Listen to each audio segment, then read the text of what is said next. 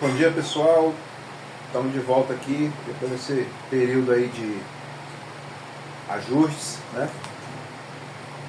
Pedi a vocês esses dias porque eu achei melhor para me preparar mais para a aula, para as aulas, né?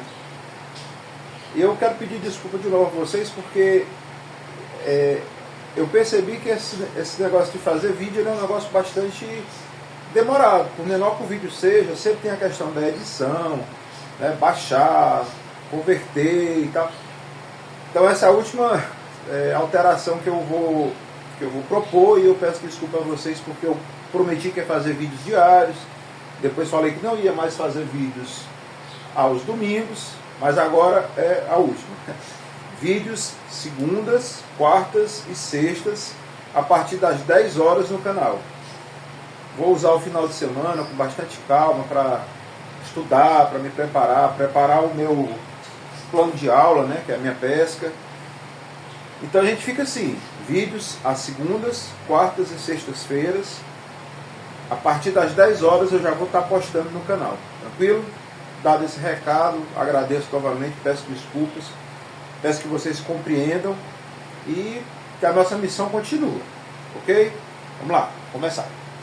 Então, como a gente viu, pessoal, nas últimas aulas, né, nós estamos vendo conjuntos numéricos, as suas operações e expressões numéricas. Isso a gente vai dar aqui duas aulas, ou no máximo 3, já vamos entrar com exercícios, tá bom? Então, revisando aqui. Para todo A, você lembra que esse símbolo aqui significa para todo, quaisquer que sejam, né? É o Azinho com a perna para cima ou com a cabeça para baixo. É o símbolo para todo. Então, para quaisquer números, e eu estou usando letras, porque é para dizer assim, o A é uma letra, o A é um número, o B é outro número, o C é outro, e por aí em diante. Então, para todos ou quaisquer números, A, B, C, D e X, pertencente aos inteiros, porque os naturais a gente já meio que esgotou, né? As operações de adição resulta no número A mais B resulta no número C. Esse número C vai pertencer aos inteiros. O produto A vezes B vai resultar no número D, que também pertence aos inteiros. E a subtração de A menos B vai resultar no número X, que vai pertencer aos inteiros. Por isso, por essa razão, a gente diz que Z ele é fechado para as operações de adição, multiplicação e subtração. Os naturais, só para essas duas. Como nos naturais a gente não tem como fazer uma subtração em que, invertendo os números, ambos pertencem aos naturais, então o conjunto dos naturais não é fechado para subtração. Mas os inteiros, esse conjunto é fechado para essas 3 operações. Tranquilo? Essa revisão, coisa que a gente já sabe, né? Mas, como a gente viu semana passada, se eu tiver 2 números, A sobre B, né? A gente vai ver depois, pessoal, todos os algoritmos das operações, da adição, da subtração, da multiplicação, da subtração. Nós vamos ver potenciação, nós vamos ver radiciação. Por enquanto a gente está vendo a parte meio que teórica, a parte mais objetiva, prática. Teórica, na verdade, né? A parte prática vai ser com os exercícios, tranquilo? Então, quando eu tenho 2 números, A, B, aí eu tenho que o A pertence aos inteiros, o B pertence aos inteiros não nulos, ou seja, o B não pode ser igual a 0, pois não existe divisão por 0. Então a gente diz que esses 2 números, né, vão resultar no número C. A dividido por B vai ser igual ao número C. Continua essa velha história. ABC pertencente aos inteiros, sendo que o B não pode ser 0. Tá? Se nós tivermos o A múltiplo e maior que o B, nós vamos ter que A sobre B vai pertencer aos inteiros. Vamos fazer um teste. Já fizemos até semana passada essa mesma operação. Digamos que o A seja 4, né? O A seja 4. Qual o número? Que esse 4 é múltiplo de quem? É múltiplo de 1, mas é múltiplo de 2. Né? Então, 4 é múltiplo de 2, é maior que 2. E a gente sabe que 4 dividido por 2 dá 2. E 2 pertence aos inteiros. No entanto, se a gente pegar e inverter tudo, vamos colocar aqui, o A continua sendo maior que B. A maior que B, né? E múltiplo, né? A maior e múltiplo de B. Só que aí a gente inverte. A gente vai colocar o B em cima e o A embaixo. Nesse caso aqui, o A tem que ser pertencente aos inteiros não nulos. Quer dizer, o A tem que ser diferente de zero. Vocês sabem que o sinal de igual é esse aqui. O sinal de diferente, a gente usa o mesmo sinal com a barrinha cortando. Então, se a gente pegar o B dividido por A, vai dar um número D. Né? Vamos lá, vamos pegar o mesmo valor, os mesmos valores. Então, como B vale 2 e o A vale 4, esse resultado aqui, ele não vai ser inteiro. Ó, eu já falei, a gente pega 2 laranjas e divide para 4 pessoas, dá para dividir, mas vai ser fatiado. Então vai ser fracionado. E depois, quando a gente aprende, a gente vai ver os números decimais e tal, a gente sabe que esse resultado aqui vai dar 0,5. E ele não pertence aos inteiros. Porque os inteiros, a gente sabe que é só os números positivos, negativos, o zero, inteiros, na sua integridade, não pode ser fracionado. Por isso, ó, 4 por 2 pertence aos inteiros, mas 2 por 4 não pertence. Então a gente diz, pessoal, que o Z, o conjunto do Z, não é fechado para a operação de divisão. Certo, e agora? Não é fechado. Aí a gente tem que ampliar, né? Então, visto isso aí, a gente vê que o Z não é fechado para adição, né? Por essa razão ali. E a gente precisa ampliar esses conjuntos numéricos. Então, para isso foi criado o conjunto dos números racionais, que é representado por aquele Q, né, cortado com a barrinha. Nos livros vai ter 2 barrinhas, mas a gente usa esse Qzinho aí já da safra. Já. Então, pessoal, a gente vai ver que para essa operação a gente precisa de um conjunto que seja fechado para ela. Esse conjunto vai ser o quê? Conjunto dos números racionais. Né? Então vamos lá.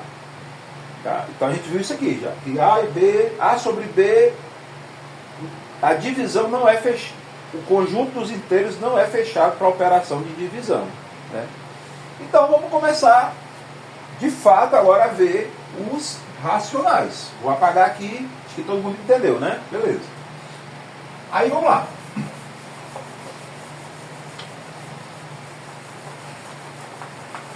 Eu vou deixar isso aqui só para a gente continuar com o raciocínio do que é um conjunto fechado para determinada operação, tá? Então vamos lá.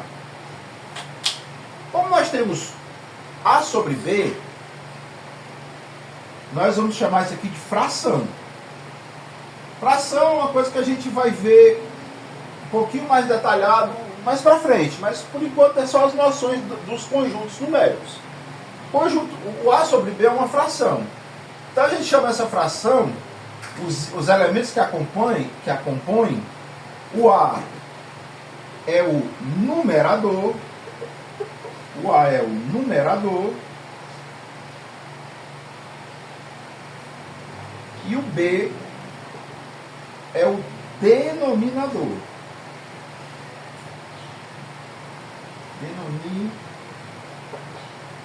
Denominador. A gente tem que saber isso aí. O de cima é o numerador e o de baixo é o denominador. Beleza. Por enquanto a gente ainda não está estudando a operação da divisão. A gente está estudando o conjunto numérico dos racionais. Mas o resultado da divisão, A sobre B, igual a... Aí nós vamos chamar... Aqui eu não vou colocar C não, já vou colocar uma letra específica para servir de lembrança. Um número dividido por outro vai resultar num outro número chamado Q, pertencente aos racionais. Esse conjunto Q, esse número Q, é o que a gente chama de quociente, ou quociente, né? Que é o resultado da divisão. Ok? Então pronto. Numerador, denominador, quociente. Isso aqui são os elementos que fazem parte. E eu falei que A sobre B é uma fração. Então a gente vai ver aqui, já aproximando do final, as aulas eu quero que seja no máximo, pessoal, 15 minutos, tardando 20, porque fica muito maçante para vocês acompanharem. E quanto menos assunto numa aula só, você colocar uma aula de 100 assuntos, aí não tem como, né, pessoal? Vamos lá, perdendo tempo já. Então, beleza, sabendo que A e B é uma fração, A é o numerador, B é o denominador, que é o quociente. Vamos ver, só para a gente ficar com mais termos para a gente entender. Existem 3 tipos de frações, né? Tem as frações próprias. As frações próprias, o A é menor que o B. Como assim A menor que o B? O A é menor que o B. Fração que a gente pode ter assim, o B é diferente de zero, ok? Nós temos 1 sobre 2, ó, o 1 é menor, então ela é uma fração mesmo, vai dar 0,5. É o 3 sobre 4, ó, o A é menor que o B, né? Aqui vai dar 0,75. É o, vamos lá, o 7 sobre 100. Então, isso são frações próprias. O numerador é menor que o denominador. Tranquilo? Nós vamos ter as frações impróprias, né? Impróprias. Onde o A é maior ou igual que o B. Como é isso? Igual ou menor? Maior ou igual? Senão aqui que tem o maior com a barrinha é maior ou igual. Então nós vamos ter, por exemplo, 4 sobre 2. Aqui vai dar 2. É um número inteiro. E a gente vai ver que os inteiros são subconjuntos dos racionais, né? Por exemplo, o 8 sobre 4, que também vai dar 2.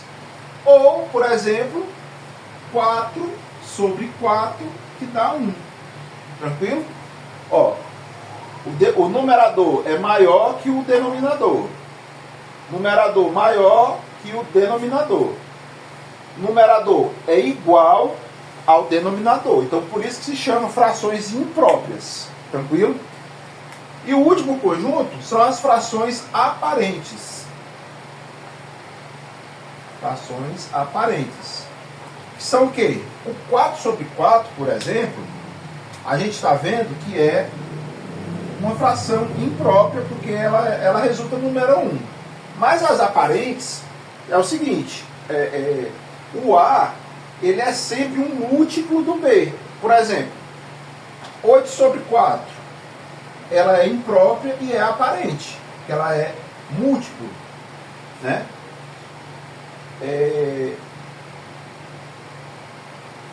Então a gente pode concluir que aqui eu vou botar. A é múltiplo de B.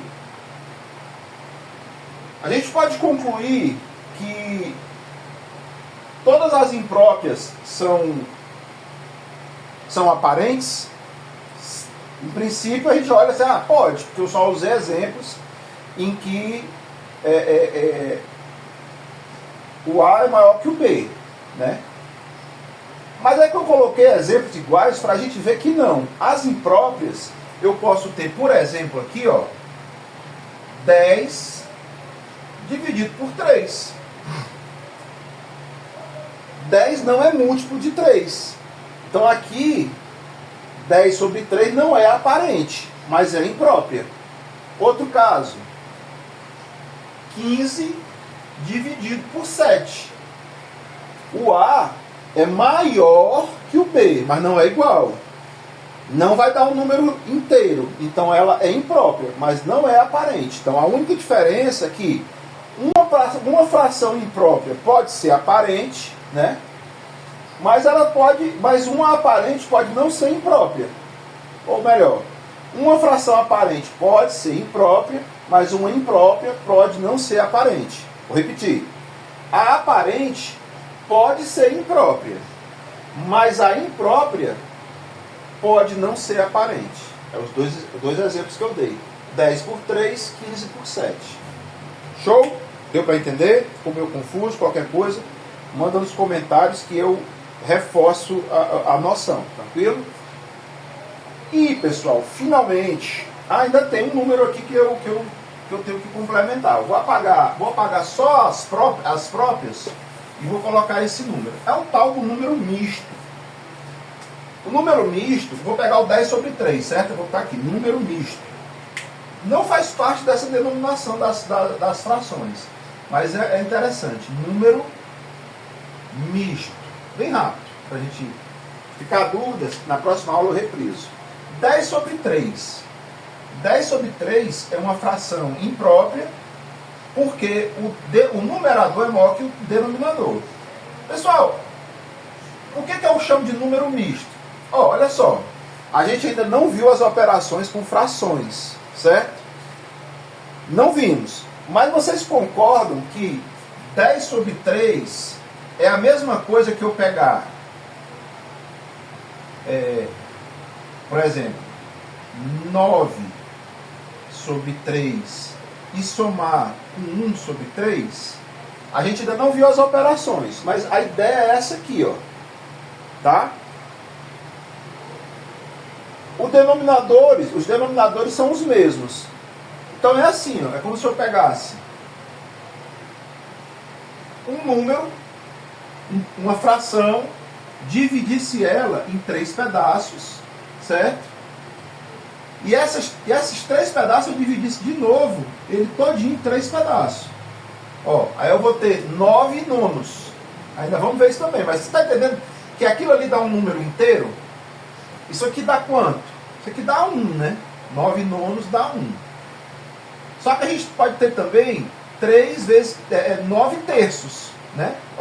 1, 2, 3, 1, 2, 3, 1, 2, 3, 4, 5, 6, 7, 8, 9. Isso aqui dá 9 terços. Então 9 terços, se a gente for dividir, é 3. Então esse número misto é igual a 3 e 1 terço. Vou reforçar esse conceito numa próxima aula, para não ficar muito confuso e a gente não esticar demais. Finalmente, encerrando aqui, pessoal, para a gente já encerrar mesmo, todas as propriedades dos conjuntos dos naturais e dos inteiros fazem parte do conjunto dos números racionais. Na próxima aula eu vou apresentar essa propriedade, certo? Que é a última propriedade dos conjuntos, né? E vamos começar a ver também conceito de razão, reta numérica, frações equivalentes e redutíveis, vamos comparar frações, vamos fazer operações com frações e muito mais. Dízima periódica, tranquilo? A gente encerra aqui por hoje, ok? Quarta-feira nós temos mais uma aula, se Deus quiser, e eu vejo vocês lá, tranquilo? Meu nome é Genésio, paz, luz e bem. Tamo junto, pessoal. Deus abençoe a todos.